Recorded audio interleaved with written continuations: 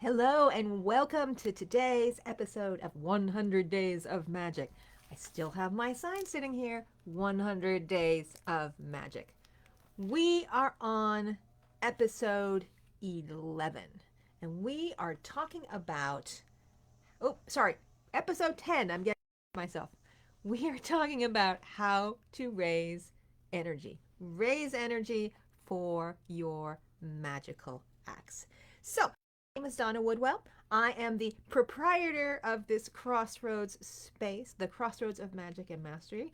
I am also the owner of the School of Magic and Mastery, which is filled with courses and tips and communities to help you live your most magical life. And it's my pleasure to be here today for the next installment of our 100 Days series, breaking down magic into little bite-sized pieces. So, if you can hear me talking, hope you can say something in the chat. Hello, Boris. Hello, Claudia. I think both of you have been here bright and early every day since we beginning our broadcasts, and I am so grateful to see your happy, smiling faces. Well, virtually speaking, anyway. Hold on one second. Oh. It has been a busy morning. I have been up and about and picking things up and checking things off the list, which seems fitting given that today we are going to talk about how to raise energy and even what that means. All right, you will see this talked about in lots of magical spells, that there is this mysterious thing of raising energy, which you can do in order to give the spell some oomph. So let's break it down on what it means to raise energy. First, we'll tackle the word energy itself. The word dates all the way back to ancient Greek. We think of it today in physical terms as energy equals the ability to do work. Energy means it's some kind of oomph that causes a reaction in the world. You transfer your energy from one thing to another thing to cause action to occur. So you can understand why we would use it in a magical context. Energy is the thing that helps the abstract concept of what you want to create become physically manifest. So it's kind of like the stuff that gives intention their material clothing, so to speak. Best metaphor I can give you for why you care about magic why you care about energy when you are doing magic. The thing about raising energy is that there are millions of ways to do it when we are talking about a magical context. We can create energy in the physical. We create energy when an audience claps at the end of the performance. They are all creating energy as a way to celebrate the performance. And the person standing up on the stage feels that as a influx of energy to replace what they have given to the audience. So it's kind of a back and forth feeling. We can raise energy on a physical level by dancing. Many different cultures, when they are having shamanic or magical practices, dance in order to raise energy in the group, right? Singing and chanting, same kind of thing. By creating sounds, we are creating energy that can be translated to pull down our magical activities. Sex, great way to raise energy. Orgasm, another great way to raise energy on the physical level. All of these things, also fire, smoke, all of the accoutrements that you see in magical rituals, the physical stuff, is a way to raise energy. But that's not the only level that we can use to raise energy for magical rituals. We can raise emotional energy. Any energetic extreme of emotion could have magical consequences. Extreme joy, extreme exaltation can all create energy. The reverse is also true. Extreme sadness and extreme fear can create energy that makes things happen. We can raise energy on an intellectual level. It might be harder to think about energy on an intellectual level until you consider it like this. What is curiosity? Intellectual curiosity increases your interest in doing something. Increasing your interest in doing something is a kind of energy, right? We also can talk about spiritual energy when we are doing our magical practices. What is spiritual energy? Well, anybody who's working with hands-on healing, something like Reiki, you're talking about spiritual energy. You are doing what we talked about yesterday in our session when you were in your spirit body and you were opening up to the heavens and you're pulling energy down and you're opening up to the earth below and you're pulling energy up. That is spiritual energy, okay? Or psychic energy, if you prefer that. There's another category of spirit energy that relates more to when I say, team spirit, school spirit, but also the energy of actual, the spirits of the plants, the spirits of the rocks, the spirits of the trees, the spirits of your ancestors, the totem allies that we work with. Just like people have their own spirit and energy that we can bring into our work, we can also bring in the energies of non-physical beings into making our stuff manifest. So this is where we get into the shamanic worldview of what makes a powerful shaman. Energy and power to go together. They are both related to your ability to make an impact in the world. And the most powerful shamans are the ones who have the larger networks of spiritual allies, because the allies are lending to the power of the shaman in order to make things manifest. That's why when we talk about, a few days ago, we talked about the planets as the 7 governors of the world. But you can also think of them as spiritual allies, so that if you want to manifest something and you happen to be already working with from a planetary background, your natural allies are going to be Mars for raising energy, Jupiter for connecting to spirit or increasing wealth and abundance, Venus for attracting things, for love, Mercury for things that need to go in between, for channeling, for balancing, Saturn for bringing things down to Earth. All of these are different ways that we can raise energy. But even beyond your magical practice, you want to learn how to raise energy for yourself. Because when you realize that you have an awful lot of say over the amount of energy you have, a lot of things become possible that you might not have thought of before. So this is a great opportunity. Mercury retrograde is starting today. It's a great time to ask yourself, do some reflection about where your energy comes from, what raises your energy, and what decreases your energy. And once you started thinking that way, you can realize that you can spend more time on the things that raise your energy and less time on the things that decrease your energy. And all of a sudden realize you have more energy to do all the things that you want in your world. A lot of our challenges in the world come from trying to figure out, in that old Stoic saying, sometimes called the serenity prayer these days, what do we have the capacity to change, and what do we have to learn how to work with because it is the way it is? And energy is one of those things that has some qualities of both. How much energy I have to work through my days is a function of a lot of different things. It's a function of my biology. What kind of food am I eating? How much exercise am I getting? It's a function of my mindset. Do I tend to think positive thoughts, which bring more energy? Do I tend to think negative thoughts, which bring less energy? Where are my emotions at? Do I tend to feel happy, expanding emotions or sad, more contracting emotions?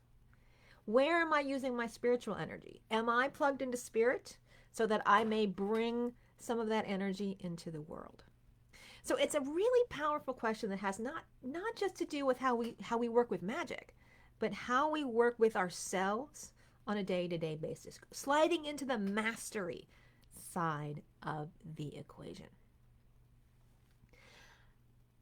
I have been one my entire life who has been, it's been commented that I have a lot of energy.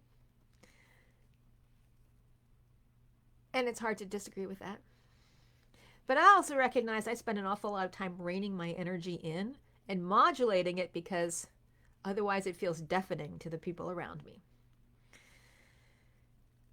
And so some of us have a natural tilt to one side of the energy equation or the other.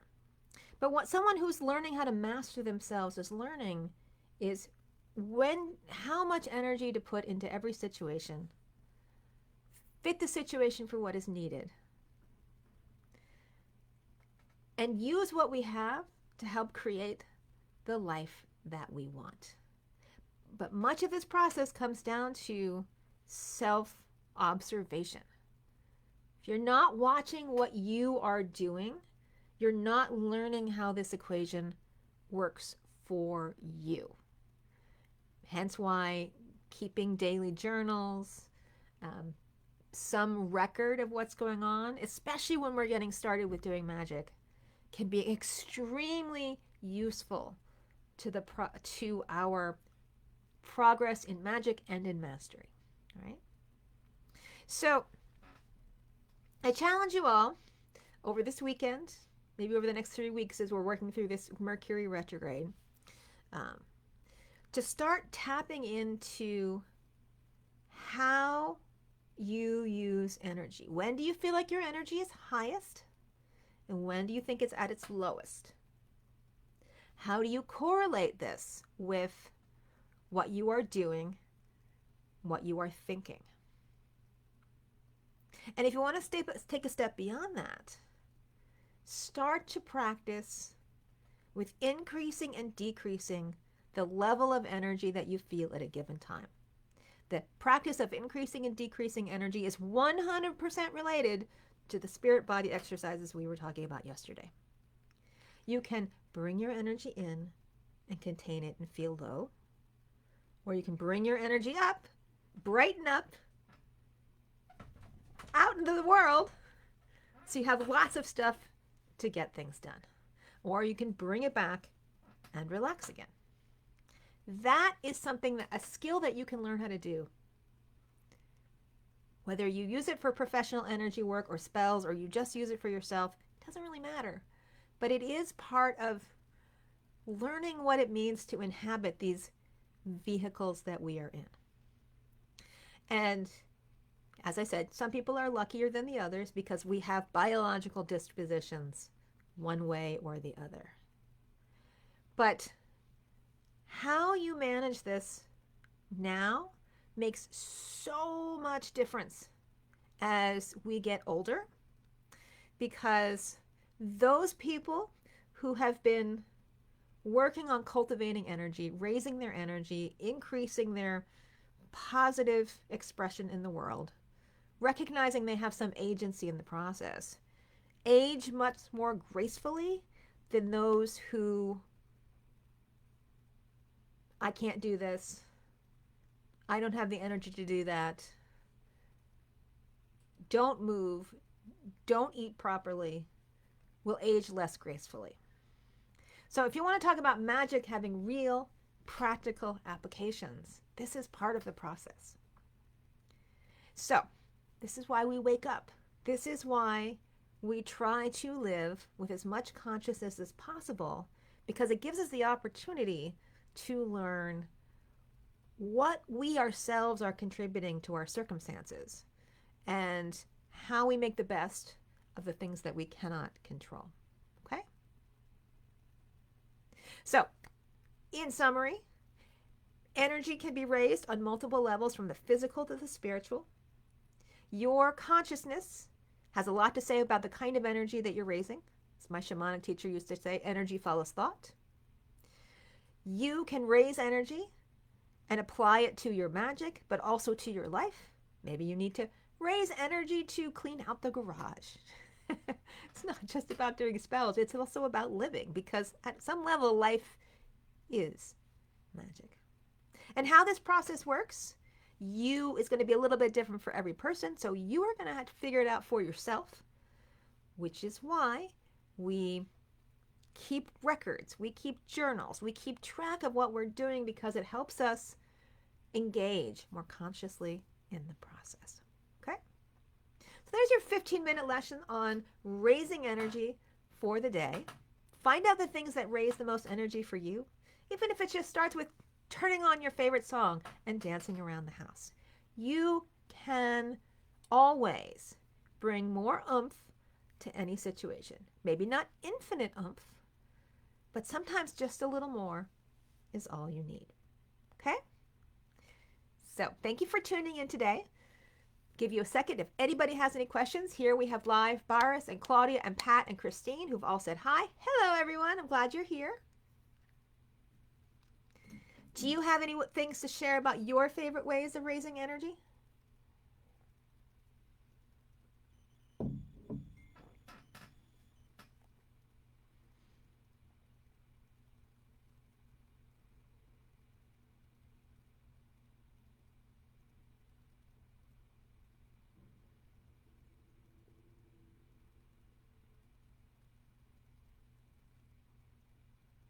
Everybody's quiet, so I'm also bringing this up right now because we are entering like full moon proper. The moon is full tomorrow, but we are under the vibe today.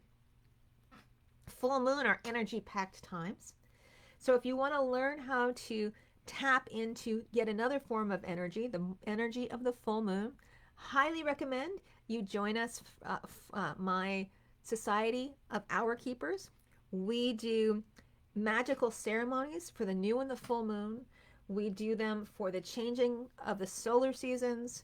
We do them for the solstices and the equinoxes and the witchy holidays. It'll give you a chance to learn how to manage your own energy by learning how to deeply relax and then coming out of it and shining that energy into the world. So if you want to sign up for that, all you need to do is go to www.magicandmastery.com/hourkeepers, and you can find out more on how you can join our tribe as we work through these energy charged moments, bring them in, and embody their spiritual presence in our lives. Oh, we've got some suggestions for raising energy. Christine says listening to music is always my go-to. Music on the radio. Music is an excellent way for bringing up people's energy levels. Music speaks to our emotional nature. It speaks to our physical nature. It can circumvent all the yucky thoughts that we have in our head that pull us down in ways that few other things can.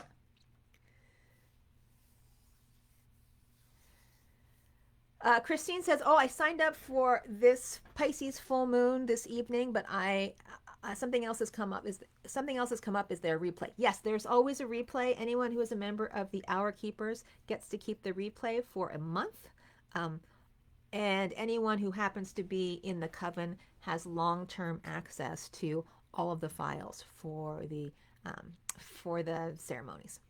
So you have like a month, Christine, is what you have. Claudia says, now I'm walking for 1 to 1.5 hours. Excellent. Exercise is an amazing way to make sure your energy levels stay higher than usual. You can think of energy as like a vessel, like a cup. And your cup only contains so much water. But if you're not exercising, there's like a bunch of rocks in the bottom of the cup, and so it just can't hold as much water. So when you exercise, you take the rocks out, and your capacity for more energy, more positivity, ability to handle stress just gets larger. So yay for the exercise.